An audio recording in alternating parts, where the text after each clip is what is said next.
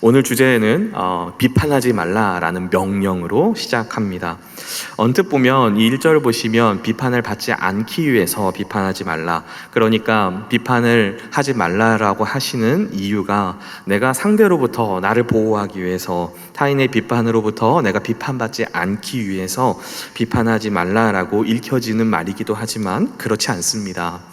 오늘 본문은 그리스도인의 천국 백성답게 살아가는, 하나님 나라를 살아가는 그리스도인의 인간관계, 형제를 대하는 자세를 가르쳐주는 말씀에서 그리스도인의 형제를 대하는 자세는 자기를 보호하고 자기 중심적인 데서 출발하는 것이 아니라 상대를 먼저 생각하고 상대 중심에서 먼저 생각하는 것이 대원칙입니다.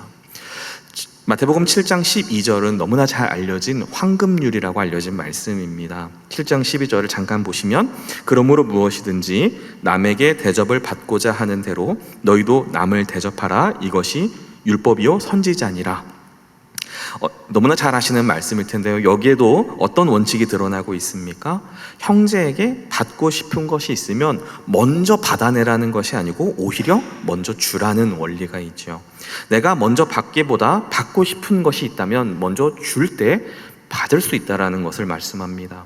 이와 마찬가지로 오늘 본문 1절을 보시면 본문 1절이 말하는 것은 받기 싫은 것이 있으면 형제에게 먼저 그렇게 하지 말라는 것이죠.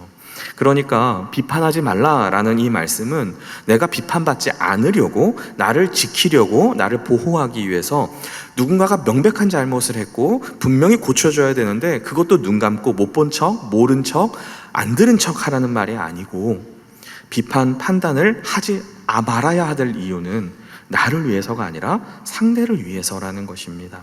비판은 상대를 죽이는 것이고 덩달아 부메랑처럼 다시 나에게 돌아와서 나도 죽게 만들어서 공동체 전체가 다 죽게 되게 하는 것이기 때문에 비판하지 않으려거든, 비판을 받지 않으려거든 비판하지 말라. 그래서 형제를 대할 때 우리는, 특별히 구원받은 그리스도인은 이 비판적인 자세가 가장 멀리 해야 될 자세라고 할 수 있겠습니다. 여러분, 사실 비판은 사전적인 의미가 굉장히 좋은 의미가 있습니다. 현상이나 사물의 옳고 그름을 판단하여 밝히거나 잘못된 점을 지적한다. 얼마나 우리의 사회의 발전과 사람들을 더 이렇게 한 단계 이렇게 성숙하게 하는 좋은 말입니까? 비판적 사고는 특별히 우리 현대사회에서 굉장히 각광받는 사고 방식입니다. 세상은 비판받지 않기 위해서 네가 더 날카로운 비판할 줄 알아야 된다라고 가르치고 있어요. 이러한 세상 속에서 교회가 비판하지 않으려거든, 비판받지 않으려거든 비판하지 말라라는 말씀을 가르치는 교회는 솔직하게 얘기하면 안 되는 곳, 교회는 쉬쉬해야 덕스러운 곳인 것처럼 그렇게 여겨지기도 합니다.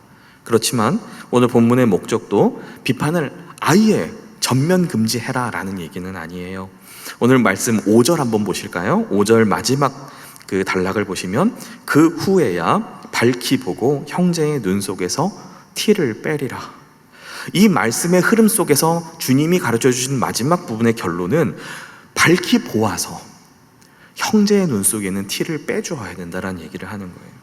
그리스도인의 형제를 사랑하는 그 마음은 그릇된 길로 가는 그 형제를 바른 길로 가게 하기 위해서 그 마음 가운데 그 형제를 향한 긍휼과 사랑으로 올바른 길로 인도해야 될 책임과 사명이 있다라는 얘기를 하시는 것이죠. 잠언 27장에 보시면 철이 철을 날카롭게 하는 것 같이 사람이 그의 친구의 얼굴을 빛나게 하느니라. 교회는 함께 지어져 가는 공동체입니다. 그래서 이 함께 지어져 가는 공동체는 형제를 사랑하기 때문에 그가 바른 길로 인도되어지고 그가 바른 길로 가기 위해서 우리가 도와주는, 상처받을까봐, 덕이 안 될까봐 형제의 눈 속에는 티를 그냥 계속 두게 하는 것이 주님의 오늘 말씀의 목적지가 아니라는 거예요. 그런데 문제는 무엇입니까? 자기 자신의 잘못은 하나도 못 보고 남을 판단하기만 하는 비판이 문제인 것이죠. 비판이 자기 자신에서부터 출발해서 타인을 향한다면 주님은 아무런 문제가 없다라고 하십니다. 그런데 대부분 문제가 되는 비판은 자기를 보는 눈을 가립니다. 그리고 비판은 상대와 나를 같은 기준에서 두는 그 균형을 잃게 만들어요. 늘 내가 기준이 되고 나는 문제가 없고 나는 오히려 더 우월한 자리에서, 더 잘하고 있는 자리에선 자기를 두고 상대를 보고 판단하는 것이 바로 비판이 만드는 우리 안에서 하는 일이라는 것이죠. 그래서 비판하기를 좋아하는 세상에서 우리가 보는 것들이 얼마나 파괴적입니까? 우리가 이 비판하기를 좋아하는 비판으로 가득 찬 세상 속에서 우리는 이 세상에 나는 부정적인 결과들을 참 많이 보는 것 같아요. 얼마 전에도 참 연예인들이 도저히 한 사람으로 그의 가정과 이 사회 속에서 기능할 수 없을 만큼 사람들의 여론에 그 판단에 비판에 벼랑끝까지 내몰리는 그 사건을 우리가 다 보지 않았습니까? 정치인들, 공인들의 분명 그들의 잘못이 있지만 우리는 그들의 사생활이나 흠이나 그들의 잘못을 필요 이상으로 판단하고 재단하고 그들을 정죄하는데 너무나 스스럼 없이, 아니 오히려 즐기는 세상을 살고 있어요. 이러한 세상 속에 살면서 과연 하나님의 나라를 살아가야 될 그리스도인들은 우리 안에서 어떻게 살아가고 있습니까? 이러한 파괴적이고 부정적인 비판이 만들어내는 오염으로부터 우리는 안전한가? 여론에 의해서 사람이 죽어나가는 그러한 사회를 우리가 살고 있는데 그런 사회에 너무 살다 보니까 우리도 너무나 쉽게 판단하고 비판하는 일에 무뎌져 가고 있는 것이죠. 그것이 가지고 있는 무게감이 얼마나 무거운지, 그것이 얼마나 중요한 일인지 우리는 너무나 잘 판단하지 않은 채 쉽게 판단하는 일에 빠지게 됩니다. 여러분, 우리 교회는 어떻습니까? 여러분은 모임 후에 먼저 일어나고 잘 집에 가시죠? 네, 그런 말이 있잖아요. 예, 먼저 일어나면 진다고. 네, 계속 먼저 일어나면 남아있는 사람들이 그 사람을 또 놓고 막 얘기를 하는 그런 이야기가 있죠. 그러면 성도가 모여도 왜 대화가 굉장히 사소한 것들, 어떨 때는 매번 똑같은 이야기, 더 새로울 것이 없어서 그러니까 자꾸 남 이야기를 하게 되는 것 같아요. 이제는 그 이야기 여기저기 이 사람 저 사람 다 들리다가 걱정 안 해도 되는 모르는 사람 이야기가 이제 다 돌고 매주 동일한 반복적인 그런 모임들을 우리가 하고 있지는 않은지 모르겠어요. 여러분, 우리가 왜 남 이야기를 하게 될까 이런 생각을 하게 될 때 새로운 것이 없어서 그런 것 같아요. 우리가 늘 하던 이야기를 반복할 수밖에 없는 것은 어느 정도 살아보니 어느 정도 교회 생활을 하다 보니까 인생은 뭐 이런 거지, 교회 이것저것 내가 이렇게 다 해봤지 라고 그래서 더 새로울 게 없다라는 생각을 되게 빠지는 것 같아요. 그런데 저는 굉장히 여러분들에게 확신하는 말씀을 하나 드리고 싶은 것은 하나님 안에서 우리가 하나님이 여시는 일들을 하면 뻔한 사역은 없습니다. 여러분, 기쁨이 없는 봉사는 존재할 수 없어요. 똑같은 예배도 있을 수 없습니다. 하나님은 애초부터 그런 분이 아니세요. 만약 우리의 신앙생활이 단조로워졌다면, 우리가 함께 모여서 이야기를 시작했는데 매번 똑같은 얘기 외에는 할 이야기가 없다면 인생이 원래 그런 것이어서가 아니라 새 일을 행하시는 하나님 앞에 우리가 나아가야 된다는 하나님의 사인으로 우리는 읽어야 돼요. 사랑하는 성도 여러분, 방학이 되었잖아요. 이제 방학이 다 지났는데 방학이 되면 아울리치 좀 나가십시오. 하나님께서 하시는 새로운 일들을 보셔야 되는 거죠. 선교사님들도 섬기고 선교지에서 하나님을 마음껏 좀 찬양하는 일들을 해야 됩니다. 이제 개강을 했습니다. 여러분, 전폭 수강 끊고 전도하는 자리로 좀 나가보세요. 영혼을 새로 만나야 하나님이 내 안에서 새롭게 보는 새로운 기쁨이 무엇인지 아는 그 새로운 눈들이 열리기 시작해요. 이미 전폭을 수강하셨다면 좀 우리 교회 선교회, 선교위원회가 얼마나 많습니까? 그런데 봉사하는 자리에서 영혼을 만나는 기쁨을 좀 누려보십시오. 이제 목장도 개강하잖아요. 우리 주변에 위로가 필요한 사람들이 참 많아요. 우리가 하나님이 우리 안에서 새롭게 보시는 영혼을 향한, 영혼을 만나는 데서 오는 기쁨을 누리지 않으면 우리는 매번 똑같은 얘기밖에 할 수 있는 사람들이 아니고 결국 남 이야기로 채워지는 그런 공동체가 되기 마련입니다. 이렇게 하나님이 우리 안에서 새로운 일을 행하실 때 우리는 남 이야기를 할 틈이 없는 것이죠. 상대를 죽이고 파괴하는 비판은 물이 고여있는 데서만 일어날 수밖에 없습니다. 우리 교회를 움직이는 교회로, 하나님의 생명이 운행하는 교회로 만들어주시기를 바랍니다. 이사야 43장 19절에서 20절 보시면, 보라, 내가 새 일을 행하리니 이제 나타낼 것이라 너희가 그것을 알지 못하겠느냐. 반드시 내가 광야의 길을 사막에 강을 내리니. 이 놀라운 하나님의 은혜가 우리 공동체 가운데 있어야 돼요. 하나님이 새 일을 행하시는 분이시고, 내가 있는 곳이, 내가 있는 모임이, 내가 속한 나의 삶의 자리가 아무리 뻔한 것 이상 더 나올 것이 없어 보인다고 할지라도 그곳을 변화시키시는 하나님, 그 능력의 하나님을 좀 경험하시기를 주님의 이름으로 축복합니다. 본문 2절은 비판에 대해서 좀 더 근원적인 접근을 우리로 하게 합니다. 너희가 비판하는 그 비판으로 너희가 비판을 받을 것이요. 여기서 이 말씀을 할 때 대부분 우리가 1차적으로 이해하는 것은 어떤 이해죠? 인과응보적으로 우리가 누군가를 비판했을 때 돌고 돌아서 다시 비판을 받게 된다라는 의미로 1차적으로 이해하게 됩니다. 그런데 사실 이 본문은 누구로부터 비판을 받게 되냐면 하나님께서 비판하는 자를 비판하실 것이다 라는 해석도 가능합니다. 더욱이 너희가 헤아리는 그 헤아림으로 너희가 헤아림을 받을 것이니라 라고 했는데요, 여기서 헤아림이라는 단어는 무게나 거리를 재는 도구예요. 잣대입니다. 그러니까 객관적인 판단, 선악간에 심판하시는 하나님을 생각나게 하는 단어이죠. 이렇게 본다면 우리가 비판하지 말아야 될 이유는 존재론적인 이유가 있습니다. 인간은 누군가 판단할 위치가 아니라는 거예요. 사람은 판단하는 자가 아니라 판단받는 존재이고, 판단하는 자는 오직 심판자이신 하나님밖에 없다라는 그 말씀을 하고 있어요. 여러분, 우리는 오류를 저지를 수밖에 없는 인간들입니다.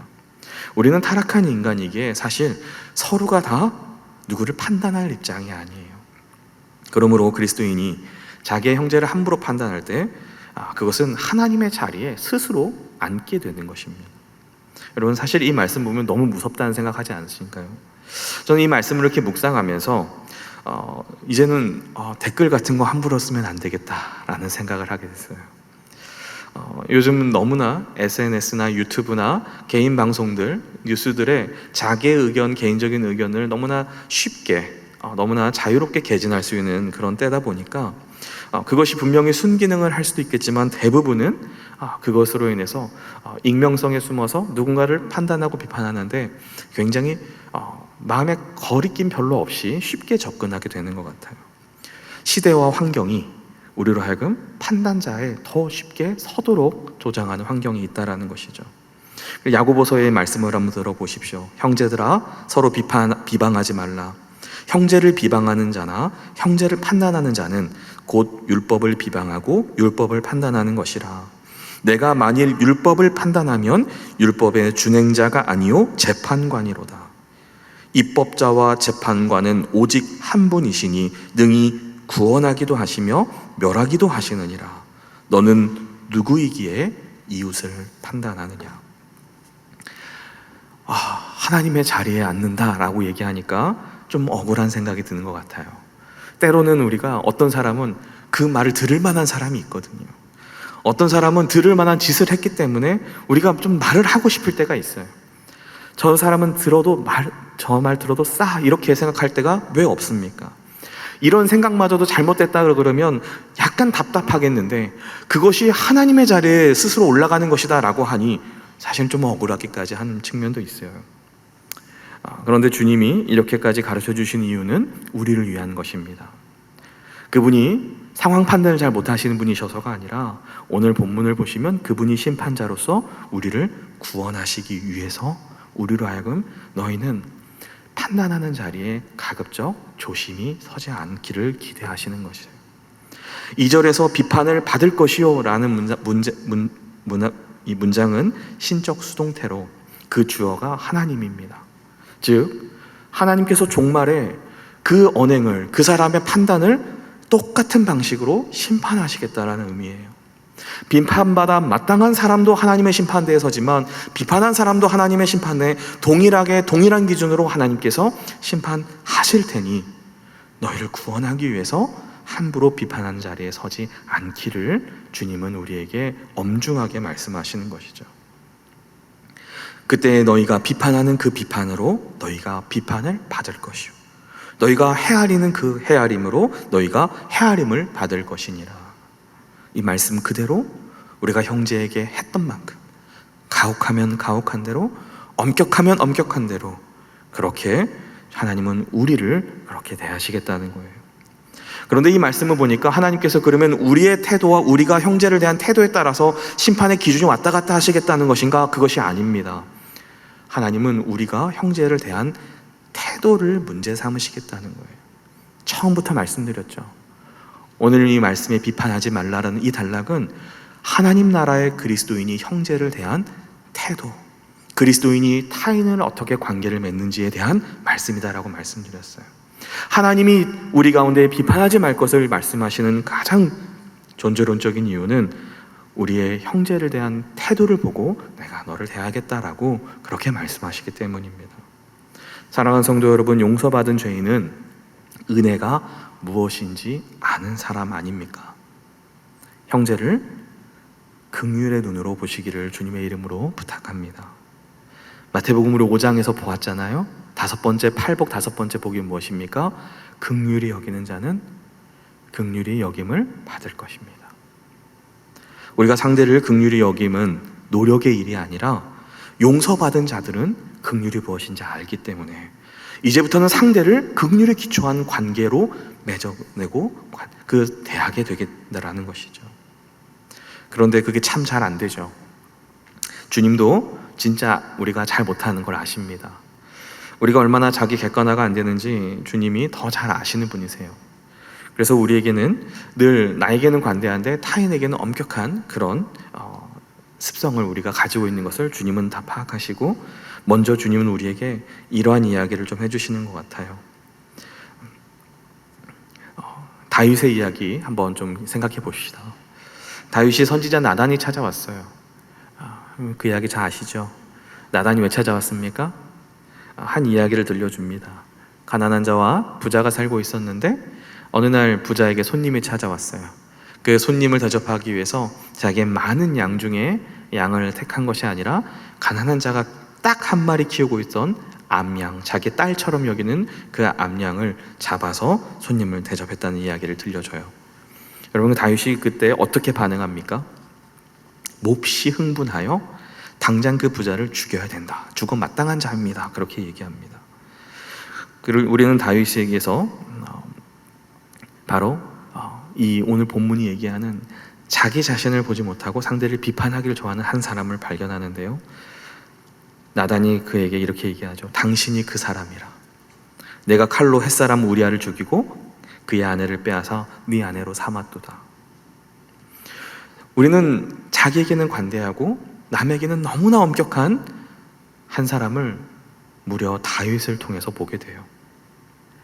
양을 빼앗은 자에게서 분노할 줄 아는데 사람의 생명을 빼앗고 남의 아내를 빼앗은 자기 자신은 객관적으로 볼 눈이 이렇게 가려진 다윗을 우리는 발견하게 되는 것이죠. 그런데 이게 다윗만의 모습이 아니라 지금도 우리는 혹자들은 다윗의 이 우리아와 밧세바 사건을 이해할 수 없다라고 다윗을 향해서 가리켜서 여전히 손가락질하는 우리의 모습을 또한 우리는 발견하는 것이죠. 주님은 3절에서 5절을 통해서 그리스도인의 형제를 대하는 하나의 방법, 태도를 이렇게 가르쳐 주세요. 먼저 내 눈에 들보부터 빼라. 먼저 너 자신부터 돌아보라는 거예요. 변화는 너부터 시작할 때 가능하다라는 거죠. 여러분, 들보는 우리 옛 가옥에서는 대들보를 말하고 영어에서는 빔이라고 합니다. 긴 나무 판자인데요, 양쪽 기둥 위에 얹어서 지붕의 하중을 견디는 역할을 하는 게 이 들보예요. 여러분, 비유로 주님이 말씀하시긴 하셨지만 사실 눈 속에 들보는 과장이 심한 겁니다. 들어갈 수가 없는 것이죠. 그만큼 과장이 심하게 할 만큼 들보는 사람의 비판하는 사람의 가려진 눈은 정말 문제가 많다라는 것을 우리에게 말씀하시고 있어요. 이렇게까지 과장하시는 이유는 두 가지입니다. 하나는 그만큼 그 사람은 상대와 자신을 객관적으로 비교할 눈이 없다라는 것입니다. 그리고 또 하나는 형제의 눈 속의 티를 빼내줄 수 있는 눈이 없다라는 얘기도 돼요. 너무 큰 들보가 가려서 밝히 볼 수 있는 상태가 아니라는 것이죠. 여러분, 그러니 들보를 뺀다라는 것은 어떤 것을 의미하냐면 누구의 잘못이 더 큰가, 작은가의 문제가 아닙니다. 형제를 대하는 태도가 굉장히 중요한 핵심이라는 거예요. 예전에는 어떻게 했냐면 형제의 눈에 들보가 있고 내 눈에 티가 있어 라는 생각이 당연했습니다. 그런데 그리스도인이 되어서 이제는 깨닫습니다. 내 눈에 들보가 있었구나. 내게 있는 큰 단점을 해결했으니 이제부터는 내가 저 사람보다 좀 더 낫겠지.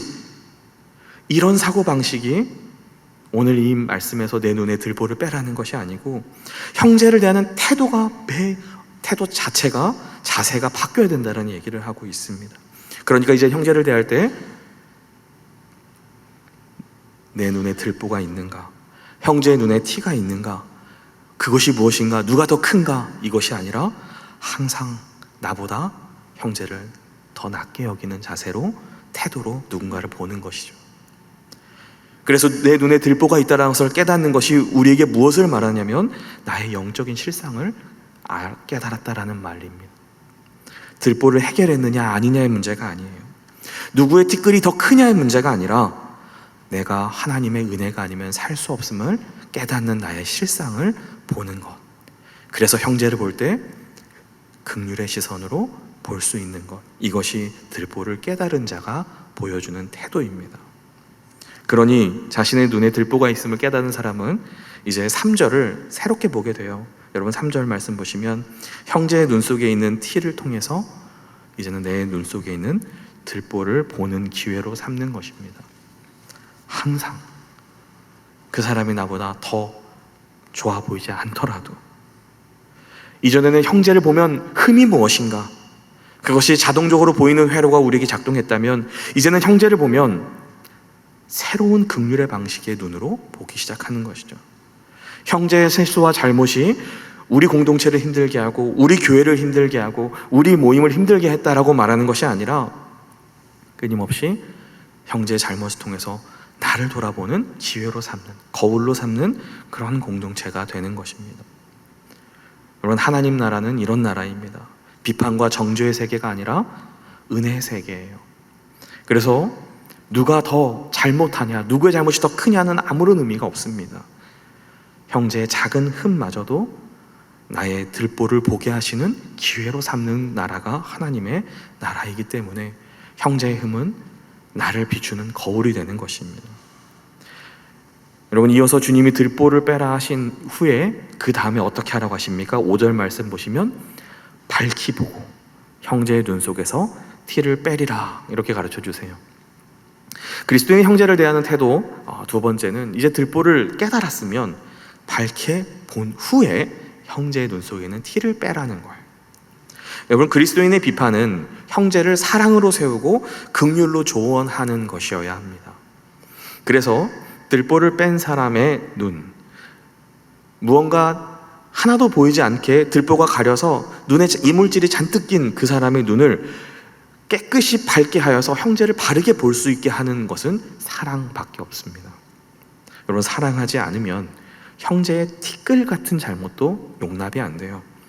그것이 비판이 되고 판단이 되고 정죄하기 바쁩니다. 그러나 우리가 형제를 대할 때 사랑은 우리 안에서 완전히 다른 일을 행하세요. 형제의 티끌을 보면서 그건 아무것도 아니다, 품에 안아주고 그것을 감내하고 다시 그가 회복하도록, 다시 교회가 세워지도록, 다시 하나님의 나라가 이루어지도록 돕는 힘이 우리 안에서 역사하는 것이죠.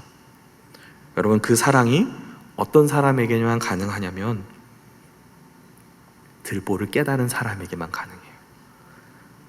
깨뜨려진 사람, 내가 얼마나 큰 은혜와 긍휼을 받은 자인지 아는 사람, 용서 받아본 사람만이 형제의 작은 것도 정죄하기보다 그를 사랑의 눈으로 보는 새로운 시야가 열리는 겁니다. 여러분, 본문 6절은 좀 놀랍습니다. 지금까지 이렇게 사람을 비판하지 말라, 형제보다 항상 내 눈에 있는 들보가 더 크다는 것을 깨달아라, 주님이 그렇게 가르쳐 주셨는데 누군가를 가리켜서 6절에서 바로 개와 돼지로 비유하고 계세요. 비판하지 말라고 하셨으면서 주님이 누군가를 가리켜서 유대인들이 부정적으로 여기는 개와 돼지다라고 이렇게 얘기를 하시는 거죠. 그러니 이 말씀이 우리에게 비판하지 말 것을 5절까지 말씀하시면서 6절이 우리에게 주는 느낌은 무엇입니까? 비판하지 말라고 했다고 해서 분별도 못하라는 얘기가 아니란 얘기예요. 성도는 판단자는 아니지만 바보가 되어서도 안 된다라는 말씀을 주님은 마무리 짓고 싶어 하세요. 유대인들에게 개와 돼지는 부정한 짐승이었습니다. 개와 돼지는 부정한 짐승으로 짐승같이 더러운 습관을 가지는 사람들을 가리켜서 유대인들이 그렇게 불렀어요. 특별히 본문에서 거룩한 것을 개에게 주지 말고 진주를 돼지에게 던지지 말라라고 그렇게 하셨는데, 여기서 이 거룩한 것, 진주는 여러 본문들을 통하여서 하나님이 우리에게 주신 복음, 하나님의 나라, 그 하나님의 나라의 백성답게 살아가는 우리 안에 하늘의 신령한 좋은 것들이라고 우리가 볼 수 있겠습니다. 그래서 오늘 본문의 흐름에 비춰보면 그리스도인이 형제를 대하는 사랑과 긍휼의 자세라고도 할 수 있을 것이에요. 그런데 개와 돼지에 비유한 자들은 이 거룩한 것과 진주의 가치를 몰라요. 누군가가 그 사람을 사랑으로 대하고 긍휼을 대하고 비판하지 않는 시선으로 나보다 더 높이면서 그렇게 대하는 것의 가치를 전혀 모르는 사람들이에요. 주님은 그런 자들에게 아예 줄 필요도 없다라는 말씀을 하시는 겁니다.